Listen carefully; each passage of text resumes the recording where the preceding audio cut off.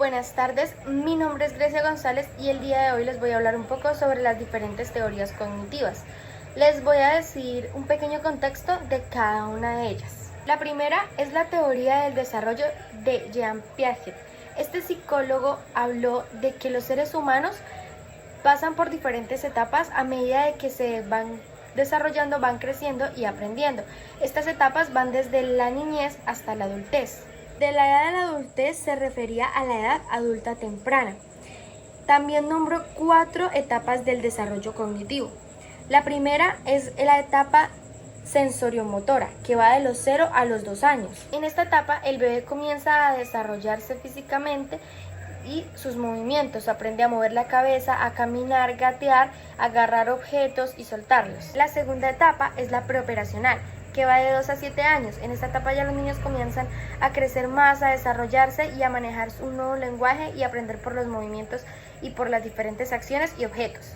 El tercero es etapa de operaciones concretas, que va de los 7 a los 12 años. Ya en esta etapa el niño comienza a desarrollarse más, a comprender más y a tener un pensamiento más lógico y abstracto. Y la cuarta etapa es la etapa de operaciones formales, que va de los 12 años en adelante.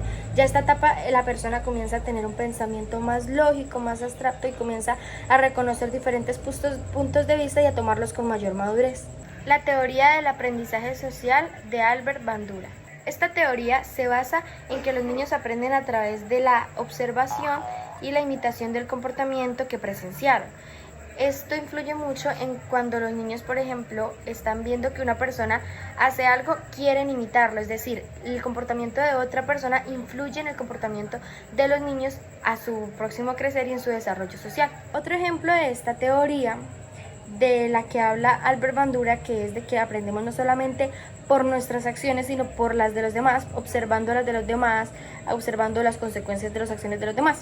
Es, por ejemplo, cuando está en un círculo social haciendo algo y una de las personas está haciendo algo y de pronto no está muy bien, llegan a regañarle, las demás personas ven que no está bien, que los pueden estar regañando y a través de ello aprenden a través de las acciones de otras personas.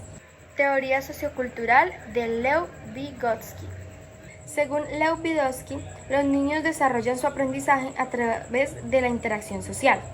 Aquellas actividades que realizan de manera compartida les permite a los niños poder interiorizar las estructuras comportamentales y del pensamiento en la sociedad que les rodea. La teoría cognitiva es una teoría psicológica cuyo objeto de estudio es ver cómo la mente interpreta, procesa y almacena la información en la memoria. Dicho de otro modo, se importa por lo que la mente humana piensa y aprende. La teoría de las mareas es un método para la recuperación de la salud mental, en el cual se basa en una organización y reconocimiento de las diferentes necesidades de la persona a través de la colaboración y de las ayudas terapéuticas. Teoría de las inteligencias múltiples. Esta teoría fue ideada por el psicólogo estadounidense Howard Gardner. Howard Gardner nombró 8 tipos de inteligencia. Les voy a nombrar solamente algunos brevemente. Uno de ellos es la visual. Es cuando la persona aprende sobre todo por lo que ve. Aprende a través de exposiciones, digamos, de las carteleras, de diapositivas, de ver un video, de ver una imagen. Aprende sobre todo por lo que ve. La inteligencia auditiva es la persona aprende por lo que escucha, por lo que el profesor está hablando, porque está escuchando un audio, escuchando algún video, porque escuchó alguna reflexión en algún lado, aprende por lo que escucha. La persona kinestética aprende por el movimiento, por el hacer las cosas, por las acciones, aprende haciendo.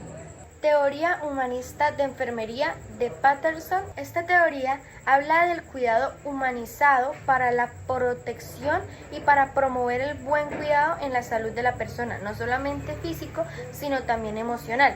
En esta etapa trata de que la enfermera o la persona cuidadora debe dar un cuidado no solamente a la enfermedad física de quien está cuidando, sino también emocional, crear un ambiente armonioso, cálido, para que la persona se sienta bien, no solamente llevarle lo que son los medicamentos, sino preguntarle cómo se siente, hacerlo más humanizado porque está tratando con humanos. Teoría de Maslow.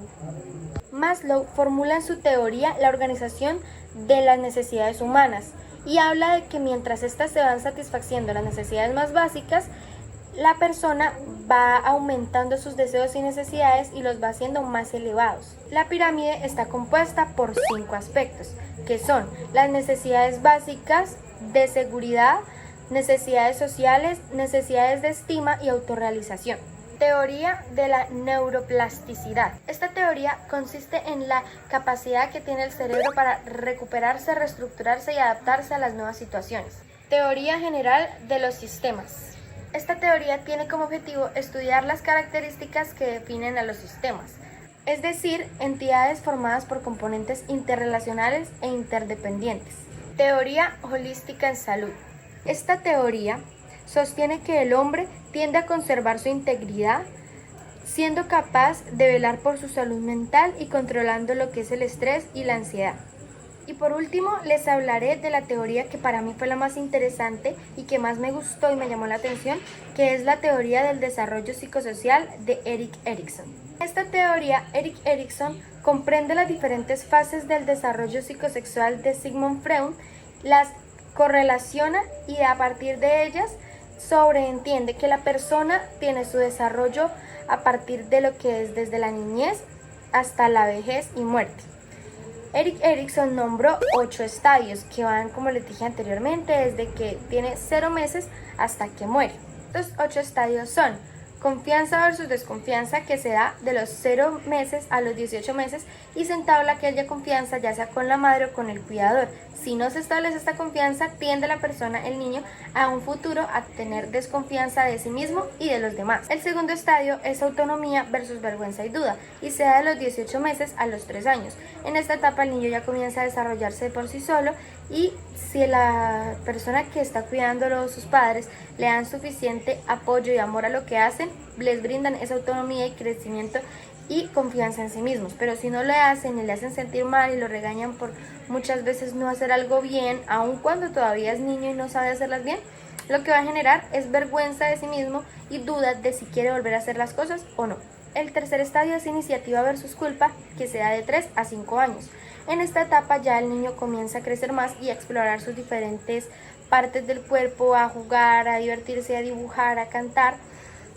Y en esta parte, pues, si él comienza a hacer cosas y los padres le regañan, le insultan, le hacen sentir mal, va a sentir culpa y no va a querer hacer las cosas por miedo a que le regañen. A diferencia de que si lo motivan, va a sentir iniciativa de siempre querer hacer las cosas por sí solo y de primero. El cuarto estadio es laboriosidad versus inferioridad, se da de los 6 años a los 12 años. Ya en esta etapa, el niño comienza a desarrollarse más, a querer hacer cosas por sí solo. Si en esta etapa el niño no lo dejan hacer cosas por sí solo, porque lo regañan, porque le insultan, va a sentir ese complejo de inferioridad. A diferencia de que si lo colocan a estudiar, a trabajar, a hacer cursos, a hacer diferentes cosas, él va a sentir ese efecto de esa parte de laboriosidad y va a querer hacer lo uno y lo otro por iniciativa. Todo esto va desde la parte de atrás, si tiene confianza, si tiene iniciativa y si tiene la suficiente autonomía.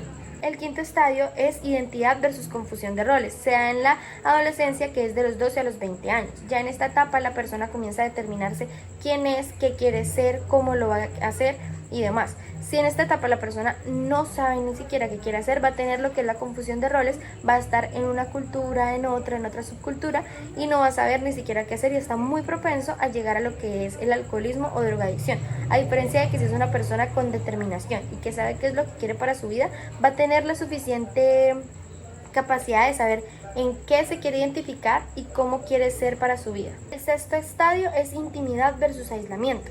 Ya en esta etapa se da de los 20 a los 40 años y la persona quiere empezar a entablar relaciones íntimas con más personas, ya quiere algo más serio, de pronto con lo que es el amor, conseguir una pareja.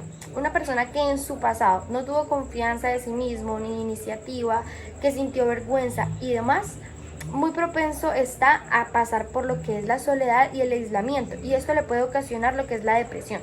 El séptimo estadio es generatividad versus estancamiento, que se da de los 40 años a los 60. En esta etapa la persona comienza a pensar en sus generaciones, en sus nietos, en sus hijos, en qué les puede dejar, ya sea material o un aprendizaje para la vida.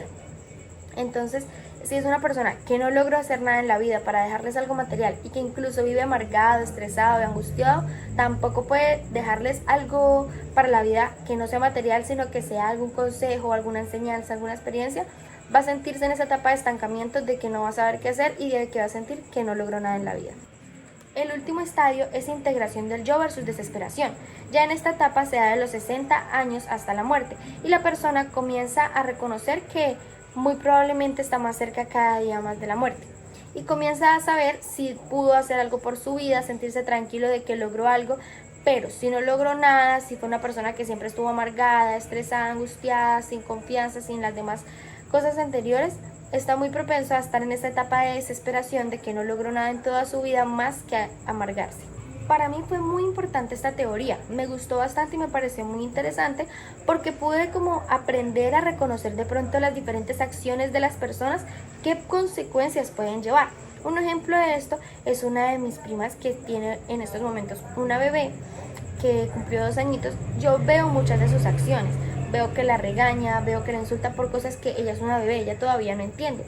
Entonces logro reconocer y logro aprender qué puede estar haciendo mal que en un futuro le va a afectar a la bebé, tanto como a la mamá, porque igualmente los padres también sufren por los hijos. Entonces me parece muy interesante porque es como que uno puede hacer una intervención pudiendo hablar con la persona, enseñándole estas teorías, porque no es algo inventado, sino son unas teorías por un psicólogo, y mostrándole que realmente es muy importante la manera en la que le da la crianza respetuosa a su hijo, porque de esta manera adelante en su vida va a poder lograr diferentes cosas. Por eso me pareció muy interesante, porque gracias a ella se puede reconocer las diferentes acciones y las diferentes consecuencias que tienen lo que se hace en un futuro con los niños, con las personas, y que se puede mejorar más adelante. Fue muy interesante conocer de esta teoría porque también gracias a ello pude reconocer muchas cosas, no solamente mías, sino de mis familiares y demás, y también aprender para mi vida futura. Ahora estoy con mi mamá. Buenas tardes. Buenas tardes. Y le voy a comentar primeramente un poco sobre la inteligencia emocional. La inteligencia emocional es el reconocer nuestras emociones y saber manejarlas, lo que es pues tener esa inteligencia para manejarlas de manera correcta y aprender a reconocerlas cuando es necesario. Durante este preuniversitario he aprendido bastante sobre inteligencia emocional y quisiera saber si en mí se ha notado la práctica de ello. Pues a mí me parece que sí, en estos meses que he estado estudiando he notado mucho el cambio, que controla más las emociones, más se estresa menos, pues en momentos de angustia que no faltan, y eso ha mantenido la calma y eso, entonces sí, pues veo que sí ha aplicado todo el conocimiento que ha adquirido en su vida personal y familiar aquí en el entorno en la casa. Realmente he tratado de manejar bastante mis emociones y de practicar todo lo que he aprendido sobre inteligencia emocional y las demás cosas que he podido aprender. Además de que, perdón que le interrumpa, pues como usted ha estado estudiando aquí y pues yo me doy cuenta prácticamente pues como que yo también he estado estudiando y también he aprendido mucho del control de las emociones y de saber enfrentar las situaciones y eso, entonces pues también yo he aprendido al lado suyo. Exacto, muchas gracias. Bueno. Según Leo Vygotsky, los niños A la vida personal suya. O sea, nada más